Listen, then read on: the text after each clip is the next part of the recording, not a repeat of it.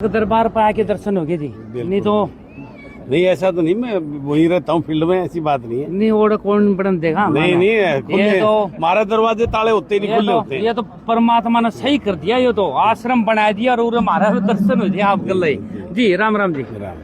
अच्छा जी, इस आश्रम में आपका आने का मकसद जी? तो मैं तो इस आश्रम में आज नहीं आ रहा जी। मैं तो लगभग 10 साल से ज्यादा हो गए मुझे जी आते जाते हुए। मेरा व्यक्तिगत अटैचमेंट है भाई वीरेंद्र से, इनसे जी। गुरुजी से तो मेरा मिलना नहीं हुआ है, टेलीफोन पर जी उनके वीडियो पे उनसे जो है ना आशीर्वाद मिला है जी। कि मेरा तो व्यक्तिगत जो है ना जुड़ाव इस आश्रम से पहले से है जी। तो जी आप कितने साल से उड़ा हो जी? वो बताया ना, लगभग 10 साल से मेरा आना जाना। 10 साल से। तो आपका परिचय दियो जी एक बार। मेरा परिचय तो क्या है, परिचय तो उस भगवान का है जिसने हमें बनाया। मैं बलराज कुंडू जी, छोटा सा इस प्रदेश का इस रोहतक का प्राणी हूँ। यही मेरा परिचय है जी जी। जी।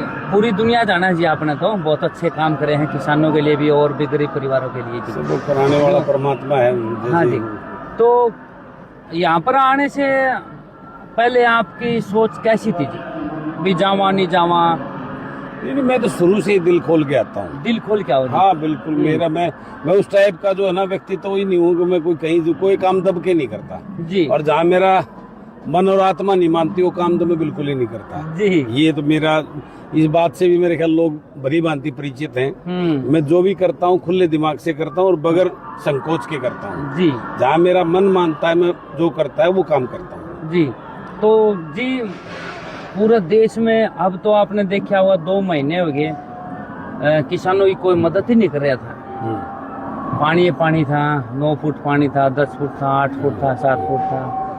तो संत रामपाल महाराज आए और सारा पानी पाइपों से उठा दिया। इसके बारे में आप क्या कहना चाहते हैं? मैं तो आज विशेष मेरा आने का मकसद ही यही था कि मैं यहाँ महाराज जी की कमेटी का और भाई वीरेंद्र का, दोनों भाइयों का उनका धन्यवाद और आभार करने आया था जी।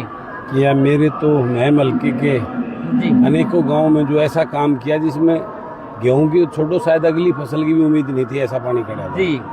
और आज वो लोग एक नई उनकी आंखों में एक चमक है कि उनकी गेहूं की फसल बो जाएगी जी। ये सब बाबा जी की कृपा, उनकी मेहरबानी से ये चीजें संभव हो पाई हैं जी। और ऐसा काम बाबा जी ने किया है जहाँ सरकार करने में जो न विफल हो चुकी थी वो काम बाबा जी ने करके दिखा दिया जी। और ये मेरे महम हल्के के अलावा जो मुझे ज्ञात हुआ है अड़ोस पड़ोस के भी हल्कों में ये मेरे ख्याल 300-400 गाँव का जो ज्यादा पानी से प्रभावित थे या जहाँ पानी भरा हुआ था उन गाँवों में 300-400 हरियाणा प्रदेश के गाँवों का पानी जो है ना बाबा जी ने निकलवाने का काम जी।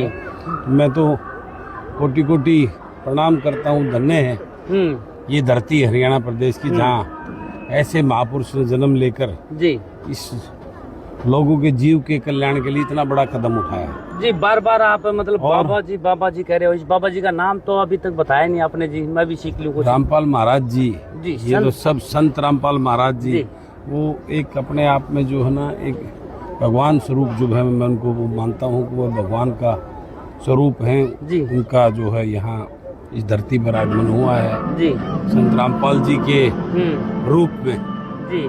तो इन्होंने जो उनको बदनाम करने की, रोकने की तरह तरह की जो पहले चली जी, लेकिन उनकी सोच जी जो उनके कट्टर विरोधी थे, तरह तरह की अनाप शनाप बातें करते थे जी। आज वही हरियाणा प्रदेश के लोग जो है ना उनकी किस प्रकार से गुणगान कर रहे हैं जी और उनको अंदर रोक के इतने साल हो गए, 10 साल से ज्यादा करीब उनको अंदर हो गए, 14 साल से अंदर है। तो इतने साल अंदर होने के बाद भी जी जो उस टाइम पे जो संख्या इतनी थी आज वो इतनी होती जा रही है जी।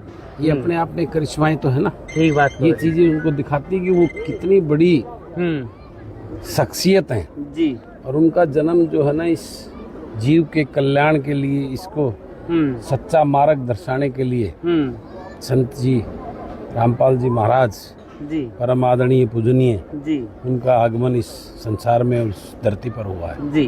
और मैं तो कहता हूँ ये हरियाणा प्रदेश के हमारे रोहतक की माटी, ये सोनीपत की मिट्टी जी ये सौभाग्यशाली है कि उनका जो है ना यहाँ पे हमारी इस मिट्टी पे आगमन हुआ जी। तो मैं तो आपके माध्यम से यही संदेश उन लोगों को और उन को देना चाहता हूँ कि जिस प्रकार की गलतफहमियां और भ्रांतियां फैलाकर और परम पूजनीय संत रामपाल जी को बदनाम करके जिस प्रकार से सलाखों के पीछे, लेकिन ये भी सत्य है कि संतों के लिए तो जेल और आश्रम कोई फर्क नहीं होता है। ठीक बात कर उन्होंने तो उस जेल को ही आश्रम बना दिया होगा, वहाँ सब कुछ कल्याण हो गया होगा। ठीक बात है। तो ये उनके लिए तो, हम प्राणियों के लिए तो वो जेल कह सकते हैं जी, उनके लिए तो, क्योंकि वो विलास और भोग के लिए नहीं आए ना, वो तो जीव कल्याण की सोच के साथ आए हैं। ठीक बात। उसी जेल में रहते हुए इतना बड़ा कल्याण का काम जो किया है, ये पानी निकलवाने का, तो वो जेल थोड़ी ना हुई। जेल तो आम उन अपराधियों के उनके लिए है जी। उन्होंने तो वहाँ भी से भी कितना बड़ा वो कर दिया। तो ये उनके ऊपर, उन लोगों के ऊपर जिन्होंने जो खुश हो रहे थे उनको जेल डलवा दिया जी। उनके मुंह पर एक अपने आप में बहुत बड़ा एक करारा तमाचा भी है। ठीक बात कहो जी। ठीक है, तो ये तो समय दिखाई रहा है और बताएगा। अभी उनके आश्रम पहले छीने गए तो पहले थोड़े से थे, फिर और बढ़ गए, फिर दोबारा छीने गए तो कितने बढ़ गए, और करेंगे तो ये पूरे संसार में सृष्टि में हो जाएंगे। ये तो कहने की बात है। ठीक बात को मैं तो आपके माध्यम से इस संसार के लोगों को यही, इस प्रदेश के लोगों को यही कहना चाहता हूँ, इस बात से सीख लेकर अपनी आंखें खोलने का काम करें। तो जी मेरे मन में एक सवाल और आ गया, वैसे नहीं पूछना चाहिए। जैसे आपकी जो भावना है जी, आपकी भावना सुनते सुनते मेरा भी आंखों में पानी आ गया। तो कल ना भगवान ऐसा करे कि आपको मुख्यमंत्री बनाया जाए, तो सबसे पहले आप क्या काम करोगे?